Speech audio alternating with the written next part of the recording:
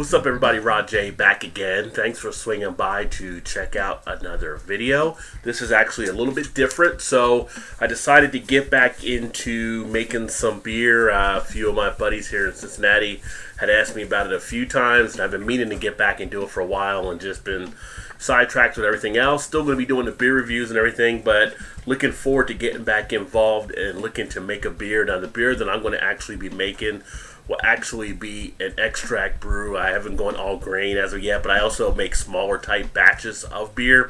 So I usually work in about, because it's just me, like a 2.5 gallon type size, which will give me a case of beer. I don't want to make too much, I'm end up wasting, so that actually works out well for me. And for the stuff today, I ran around earlier, picked up the things that I actually needed, so hopefully I'm actually shooting this here today, or tonight rather, and hopefully tomorrow on the 13th I'll start getting some stuff together, maybe share some video of all that stuff taking place. But the beer that I'm actually going to brew is something that I'm not really sure what I'm going to call it as of yet.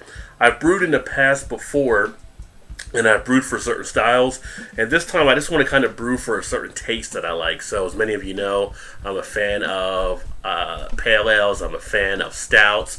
Kind of want to look at maybe something, putting them both together, see if I can get something turned out a little bit kind of in that direction, a nice dark type beer, but also with a nice crisp finish to it, and picked up some ingredients to use for that. So first thing, of course, I picked up was some malt, and I will actually be using this pale ale malt to steep. So I'll be steeping this to start out the process, and then I'll be adding in the other things to go along. I'm going to do a full boil of 60 minutes, actually using one of the hops I've used before that I actually like, and this is the Warrior hop.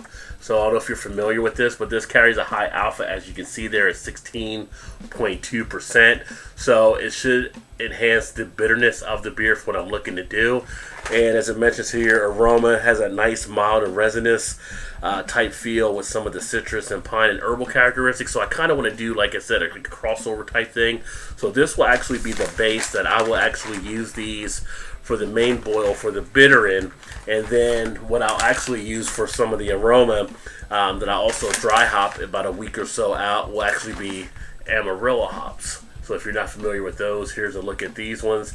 And this one actually floral, citrus, and tropical type tones. Another one I've actually looked at before. And traditional beer styles. It gives you that information on the labels, but both of these are actually designed to work well with like pale ale type beers, and with the use of everything else, I think I can kind of get that cross mix I'm looking for. As I mentioned here, the next thing will be the extract, and this is actually a dark extract. So I went to one of my stores that has the brewing materials and was able to grab this one here. I wanted to get something a little bit lighter because I wasn't going straight pale ale, and they didn't have anything there that I really wanted. So I said, well, I'll get this one and try to see what I can come up with and kind of put it all together. And of course, the yeast. So for the yeast, the Saffel US 05, or is it Safal? I don't know how you actually say that. I really didn't check it out, but maybe I should have.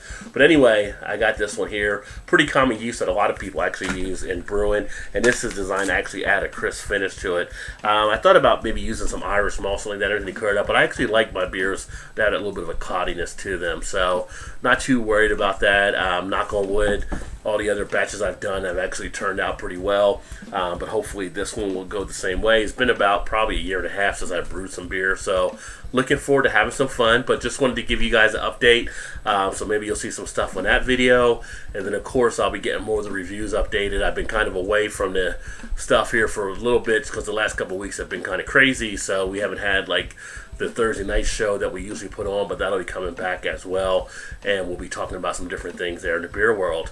That all being said, thanks for swinging by to check out another video. Hopefully you guys will stick around and catch some of the stuff as I go through this process brewing a beer. Go ahead, I haven't put everything together yet to project out what I'm expecting for the ABV, but I'm going to actually run that through one of my programs here, which is a great program if you're ever looking for it, called Brewed, and you can actually put in your recipes for home brewing and everything and save them there, but it actually projects all your stuff out for you as far as what the gravity should be, what they think it'll be for ABV, all that kind of stuff. And it's a nice little app or website to check out. So it's called Brewtoad. If you get a chance, take a look at it.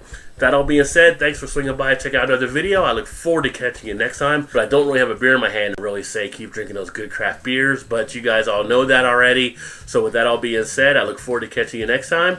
Cheers.